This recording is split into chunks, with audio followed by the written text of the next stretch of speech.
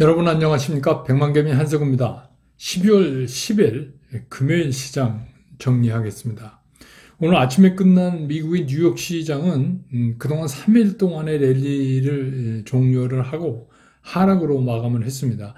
다우만 보합을 지켰고 나스닥이 1.7% 이상 빠졌고 S&P 500은 0.72%또 이렇게 마감하는 또 빠지면서 마감하는 모습을 보였습니다.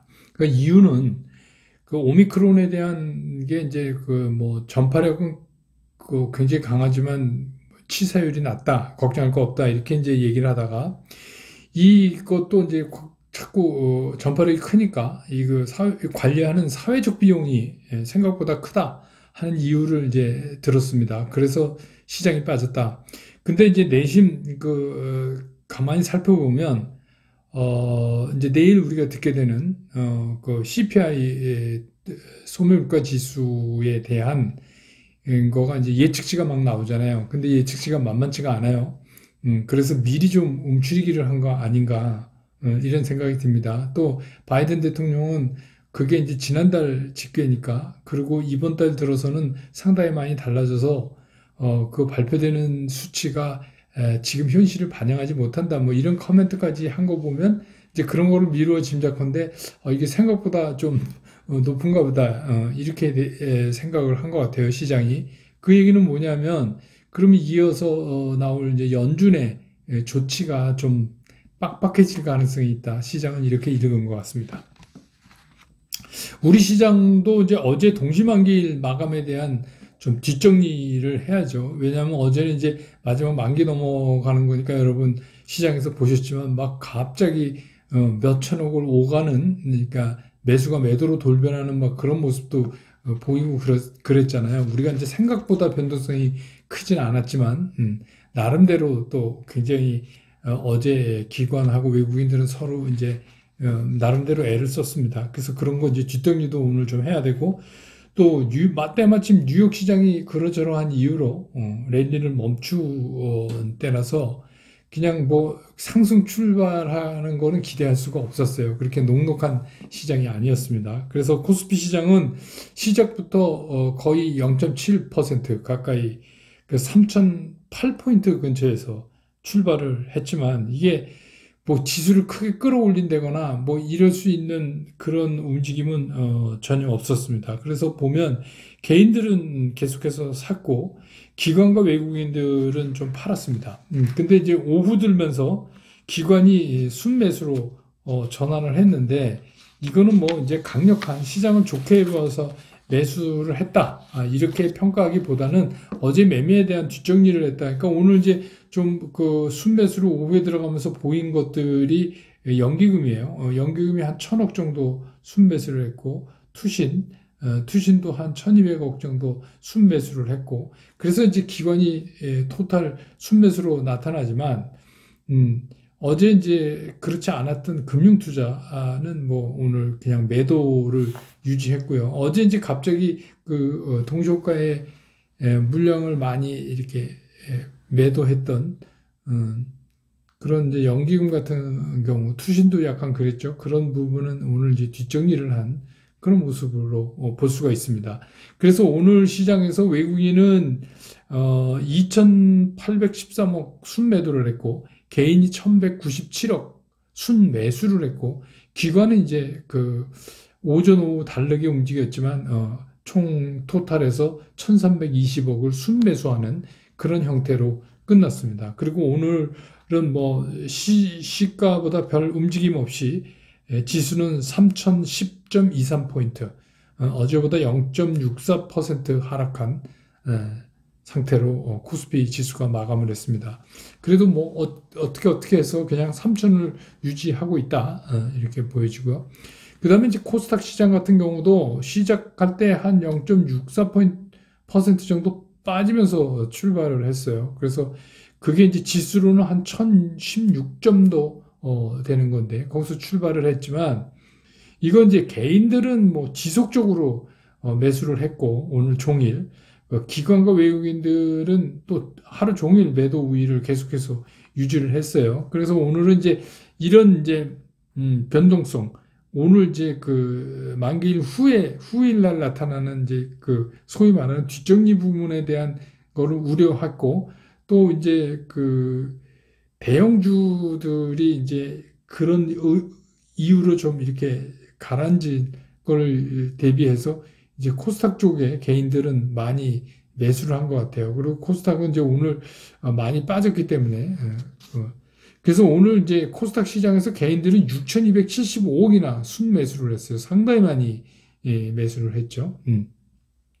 그리고 외국인들은 2,923억을 순매도했고 기관도 3,194억이나 순매도하는 그런 모습을 보였습니다. 그래서 오늘 코스닥 지수는 1011.57포인트, 어제보다 1.1% 하락한 채로 시장을 마감을 했습니다. 그래서 뭐 예측을 한 거지만 오늘 시장은 뭐 어제의 변동성이 크게 나타나지 않은 거 하고 그 뒤에 대한 조금 뒷정리하는 그런 매매가 좀 이어졌고 뭐 이렇게 또 때마침 미국 시장도 그랬고 뭐 이렇게 해서 만들어진 시장이다 이렇게 보여집니다. 그다음에 이제 오늘 시장을 갖고 그래서 뭐 시장이 어떻다 이렇게 성격 규정을 하기에는 조금 뭐 모자라는 그런 상황이죠. 오늘 시장의 특징은 뭐 최근에 들어서 계속 이슈가 되고 있는 코로나 관련입니다. 그러니까 이제 신규 확진자가 7천 명을 넘어갔어요. 벌써 이제 4월 연속해서 지금 7천 명이 넘어가고 있는데 걱정을 많이 하죠. 잘못하면 만도 훌쩍 넘겠다.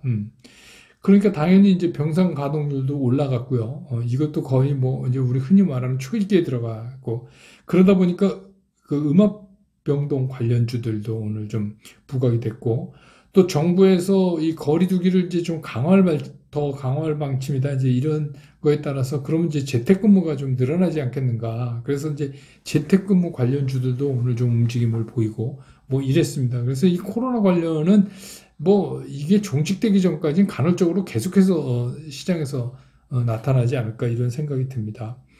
그 다음에 이제 제가 그 지난번에 건설주와 함께 여러분들이 좀 신경 써서 보셔야 될 게 시멘트주다 이런 말씀을 한번 드린 적 있죠. 예.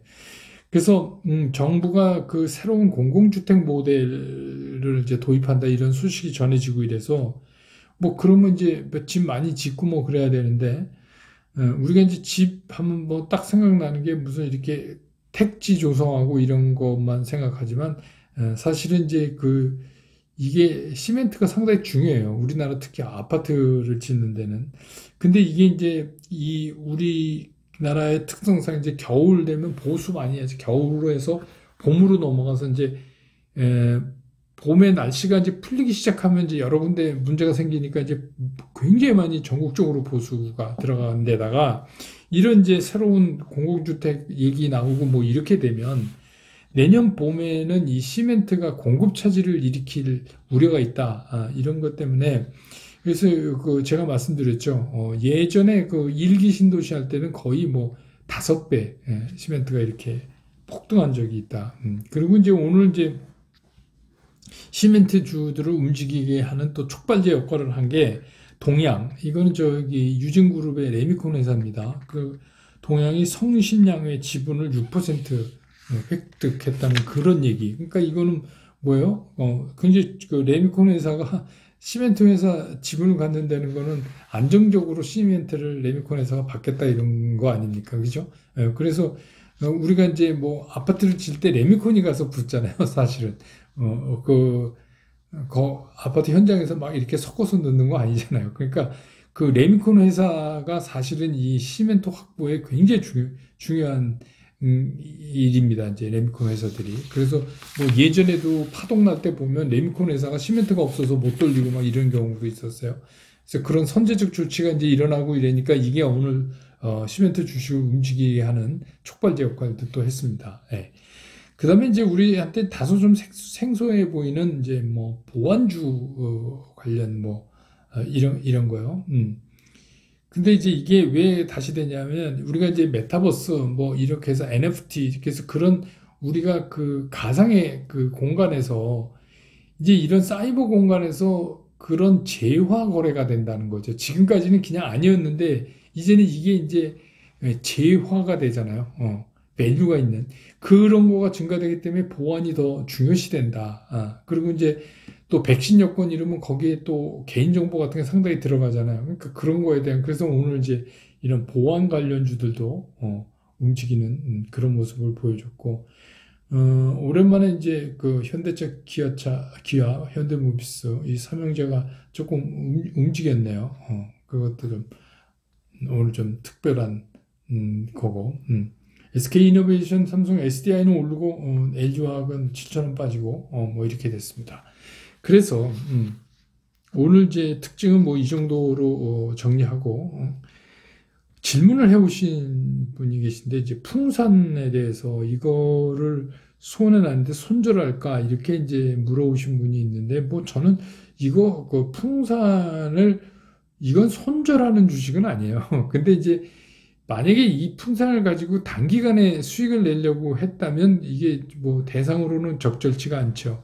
이건 상당히 오래 끌고 가야 되는 거죠. 그러니까 제가 이 풍선 지금 몇 번째 얘기하는데, 어느 날 보니까 이렇게 올랐어? 이러는 주식이다. 제가 이런 말씀 한번 드린 적 있죠. 그러니까 이거는 좀, 근데 이제 여러분 아시지만 세계적인 인플레이션 구간에 있기 때문에 구리값 등등은 뭐 하루 이틀 보면 올랐다 떨어졌다 하는 거지만 추세적으로는 계속해서 뭐 갈 수밖에 없어요. 그래서 지금 저기서 풍산을 손절하는 거는 좀 아닌 것 같다는 제 개인적인 생각입니다.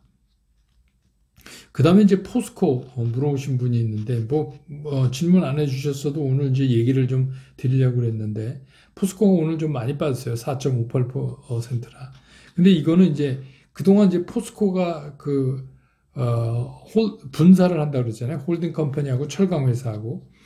근데 이제 오늘 드디어 이제 그 최종 결정이 났어요. 최종 결정이 어떻게 났냐? 이게 이제 물적 분할로 의견이 정리가 됐어요. 그래서 아마 이제 거기에 대한 이제 실명매가 나오는 것 같아요. 그러니까 무슨 얘기냐? 지금 기존에 있는 포스코 안에는 포스코 홀딩스가 지주회사가 가져가야 되는 사업도 있고 철강도 있는데, 철강은 따로 떼어내서 계열사, 물적 분할을 해서 계열사로 가는데, 이 철강 회사는 100% 지금 포스코에서 포스코 홀딩스로 바뀌는 홀딩 컴퍼니가 100% 소유한다. 이제 이런 겁니다. 그리고 또 하나 재미난 거는 이 철강 회사는 절대로 상장하지 않겠다. 이렇게 얘기가 나왔어요. 절대로라는 게 뭔지는 잘 모르겠는데 일단 그렇게 됐어요. 근데 이제 우리가 일반적으로 알고 있는데, 그래? 그러면 인적 분할은 주주한테 유리한데 물적 분할은 나쁜 거 아니야? 이렇게 생각하는 게 이제 일반적인데, 오늘 이제 물적 분할을 택했기 때문에 그런 것들이 더 부각이 됐죠. 근데 이제 보기에는 오늘 또 반면에 외국인들은 좀 샀어요, 포스코를. 그래서 이거는 좀 이게 길게 보면 지금 포스코가 해야 되는 일들이 많아요. 근데 이거를 예를 들어서 철강 회사를 두고 딴 거를 수소나 다른 거를 이렇게 물적 분할해서 그걸 상장시키면은 좀 그렇겠지만, 지금 같은 경우는 그 홀딩 컴퍼니가 100% 그 포스코를 하고 상장하지 않기 때문에 얘기는 조금 달라질 수 있어요. 그래서 다만 이제 이게 기술적으로는 최근에 단기적으로 좀 올라온 거에 대한 좀 숨고르기적 성격도 있고, 그렇습니다. 그래서 이거는 조금, 긴 호흡으로 보시면 조금 살아나는 구간에 있지 않나 이렇게 보여져요. 그래서 우리가 그냥 처음 딱 듣는 것처럼 물적 분할 나쁜 거야 이렇게 그냥 쉽게 얘기할 거는 좀 아닌 것 같다는 생각도 들고 뭐 그렇습니다. 여러분이 오늘 제 이 복장을 보고 아셨겠죠. 오늘 제가 8.15 모니터에 녹화를 하고 좀 전에 왔습니다. 그래서 이게 이제 주말에 나갈 텐데요. 한 3번에 걸쳐서 나가지 않을까 늘 그랬듯이. 그래서 오늘 이제 여러 얘기를 했어요. 지금 이제 얘기되고 있는 연말 시장 얼마까지 갈 것 같냐. 근데 여러분 아시죠? 저는 이제 연말까지 시장 그렇게 드라마틱한 상승은 없다 이렇게 보는 사람이니까 제한적 상승이라고 제가 표현하죠. 그런데 이제 거기에 따른 경기 민감주냐, 요새 이제 새로운 디지털 라이프, 메타버스, NFT가 어느 쪽이냐, 이런 거. 그 다음에 이제 삼성전자 얘기도 좀 했고, 또 연말 시장에 관한 얘기, 또 그 다음에 대응 전략, 또 제가 보고 있는 대체적인 그 내년 상반기까지의 시장의 흐름, 뭐 이런 거에 대해서 얘기했으니까, 시간이 있으면 8.15 모닝톡도 주말에 가끔씩 들여다보시면서 좀 보시면 우리 100만 개에서 얘기 못했던 그런 얘기도 좀 들으실 수 있을 것 같습니다. 자, 오늘 이제 시장 얘기 정리를 하죠. 어제 이제 동시만기를 지나면서 제가 그런 말씀 드렸어요. 투자 심리는 많이 개선됐다. 이런 말씀 드렸어요. 그 중에서 이제 제일 우리가 신경 써야 될 게, 외국인들이 롤오버를 많이 했다는 얘기는, 뭐 100% 그거를 다 할 수는 없지만, 향후에 우리나라 시장을 좋은 쪽으로 보고 있다라고 생각이 든다. 그렇지만 적극적으로 지금 그렇기 때문에 주식 비중을 늘리는 거 이거는 아직 아니다. 제가 이제 이런 말씀을 드렸잖아요. 그랬더니 이제 뭐 댓글에도 뭐 그러고 예, 그럼 도대체 언제 사냐? 도대체 당신같이 얘기하면 3,100이 넘어야지 사냐? 막 이제 이러시. 근데 그러면서 이제 저는 이제 컴플레인 왜 하시는지 알아요. 왜냐하면 이게 너무 오래 기다렸잖아요, 우리가. 그래서 이제 그런 말씀이 나올 때가 됐죠. 그런데 이건 뭐 여러분만 지겨운 게 아니라 저도 지겹습니다. 그래서 뭐 이젠 사도 됩니다. 이렇게 막 마음 같아서 말씀드리고 싶은데 그게 아닌데 그렇게 말씀드릴 수는 없잖아요. 그죠? 그러니까 제가 그 말씀을 못 드리는 겁니다. 그래서 저도 정말 기다리기 지겹습니다. 그래서 좀 이제부터 삽시다 이렇게 얘기를 했으면 좋겠는데 그렇지가 않네요. 그래서 그렇지만 이제 여러분 이런 생각 한번 해보세요. 아무리 우리가 급하고 뭐 해도 그런 얘기 있잖아요. 바늘 허리 매서는 못 쓴다. 바늘은 꼭 귀에다 실을 껴야지 바늘 허리에다가 실을 묶어서 급하다고 이렇게 할 수는 없죠. 그러니까 내친 김에 다음 주에 FOMC의 결과를 보고 나서 천천히 결정을 해도 뭐 그런 사이에 주가가 올라서 안타깝고 뭐 이런 시장은 아니에요. 그러니까 지금 뭐 연말까지 시장을 분위기는 좀 이번에 동시만기를 넘기면서 좋아졌는데 연말까지 시장을 어떻게 보십니까? 이렇게 얘기하면 대부분 이제 많은 사람들이 뭐 제한적 상승 이렇게 얘기합니다. 그리고 우리가 이제 잘 아는 삼성전자를 비롯해서 이런 경기 민감주, 대형주 이런 것들에 대해서 다른 이름이 있잖아요. 우리가 뭐라고 불러요? 낙폭과대주 이렇게 불러요. 거기에 이미 정해져 있어요. 낙폭과대. 그러니까 생각보다 많이 필요 이상으로 빠졌기 때문에 그게 원위치 하는 거라는 얘기죠. 그러면 원위치 돼서 그 다음에 더 가는 거는 잘 모르겠다 이런 얘기나 똑같은 겁니다. 그러니까 그 용어를 여러분들이 잘 알아들으셔야 돼요. 이거 저도 이제 그런 말 많이 썼는데 현역 때는 어디 방송 나가고 그러면 제한적 상승 이런 거는 참 잘 못 오른다 이런 얘기나 똑같은 거예요. 그러니까 제한적 상승, 상승인데 이미 윗선이 제한돼 있다 이런 얘기 아니에요. 그러니까 그렇게 우리가 생각하는 것처럼 세게 못 갑니다. 이런 얘기를 애둘러서 하는 얘기고 낙폭 과대주란 표현을 쓸 때는 이미 거기에 답이 있는 거예요. 얘는 생각보다 많이 떨어졌어. 그러니까 반도체 얘는 뭐 반도체 업황이 나쁘다고 막 그래갖고 갑자기 많이 빠지면서 생각보다 많이 빠졌어. 낙폭이 과대해. 그러니까 이거는 어디예요? 낙폭까지 과대한 낙폭을 줄이는 데까지는 시장이 용인할 수 있을 것이다. 근데 그거를 뛰어넘는 데서는 우리 다시 생각해 봅시다 하는 얘기를 이미 함축하고 있어요. 그래서 주식시장에서 이 닉네임을 부를 때 잘 여러분들이 한번 이렇게 정리해 보실 필요가 있다. 그래서 이제 저는 이런 거죠.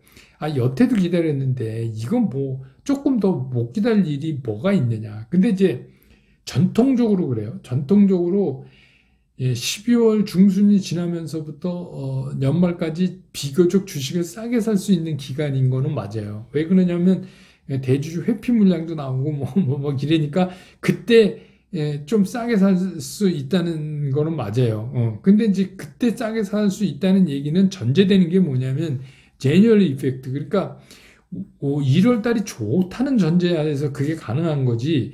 1월 달도 별볼일 없으면 그거 가능하지 않은 거잖아요. 그죠? 그런데 이제 일반적으로 그렇게 많이 생각하고 지금 이제 그런 때가 다가와요.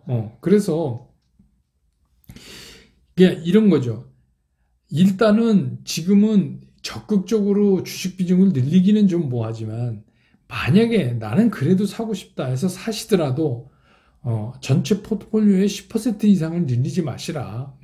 그것도 철저하게 빠졌을 때, 이거 왜 중순부터 연말까지 얘기하냐면, 그때 이제 대주주 회비 물량 같은 게 막 나오잖아요. 그러니까 그렇게 됐을 때. 그리고 우리가 생각하는, 쭉쭉 뻗어가는 시장이 오려면, 우리가 떠안고 있는 그 3,100 이상의 그 물량대가 좀 흐트러져야 돼요. 비교적 이제 지금 3,000에서 3,050 사이는 여러 번 왔다 갔다 하면서 조금 흐트러진 것 같은데, 거기에 있는 물량, 그거는 제가 늘 말씀드리지만 뭐가 해결해요?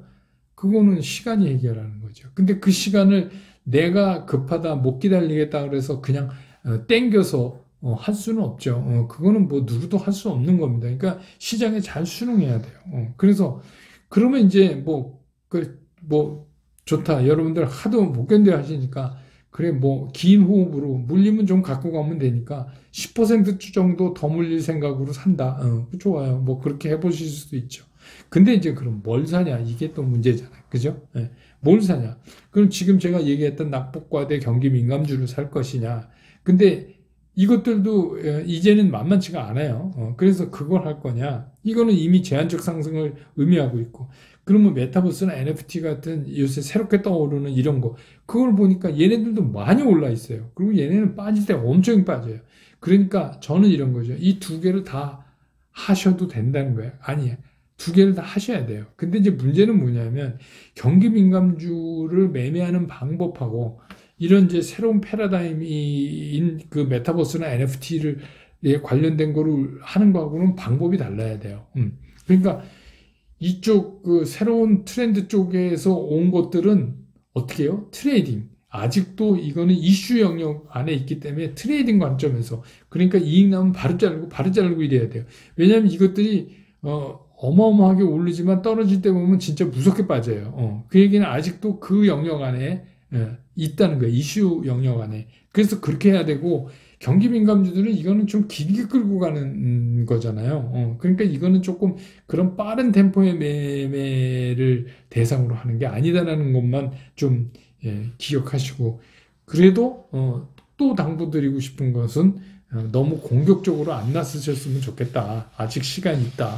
그래서 우리는 어떻게 보면 이 기다림의 끝을 한번 끝까지 한번 가보는 게 좋다. 여태도 기다렸는데 이렇게 그래서 어제는 막 지수 오르니까 왜 못 사게 하지 저 사람은 막 이렇게 해서 막 조바심 나고 그러는데, 오늘은 또 빠지는 거 보니까 이렇게 뭐 안 사기 다행이네 뭐 이런 생각 드시죠. 이런 현상이 계속 이어질 거예요. 다음 주도. 그러니까 그렇게 이해하시면 되고, 주말에는 이게 여러분 뭐 오늘은 시장 의미 없다 그랬잖아요. 오늘은 뭐 오를 거라고 생각한 사람은 거의 없으니까.